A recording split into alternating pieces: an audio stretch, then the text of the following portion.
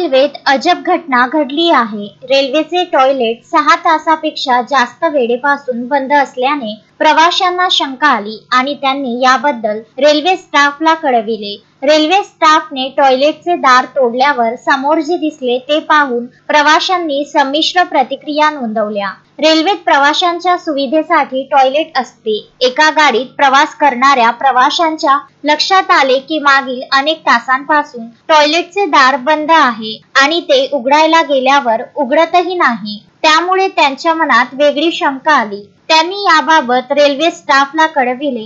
Railway स्टाफने दार उघडण्याचा आटोकाट प्रयत्न केला, पण ते उघडत नव्हते। शेवटी त्यांनी दार तोडण्याचा निर्णय घेतला आणि दार तोडल्यानंतर त्यातून एक दारुडा बाहेर पडला। हे पाहून ट्रेनचे स्टाफ आणि प्रवासी दोघेही थक्क झाले। काही लोक हसले तर काहींना त्याच्या वर्तनामुळे राग देखील आला। संपूर्ण घटनेचा व्हिडिओ एका प्रवाशाने रेकॉर्ड करून सोशल मीडियावर टाकला आणि पाहता पाहता व्हिडिओ व्हायरल झाला। युजर्स कमेंट्स मध्ये वेगवेगळ्या प्रतिक्रिया देत आहेत। कोणीतरी लिहिले, वाटते भाऊसाहेबांचे टॉयलेटही बार बनले होते, तर काहींनी गमतीत लिहिले, 6 तासांची मेहनत रंगली। हा व्हिडिओ आतापर्यंत लाखो लोकांनी पाहिला असून इंस्टाग्राम, फेसबुक आणि यूट्यूबवर सतत शेअर केला जात आहे।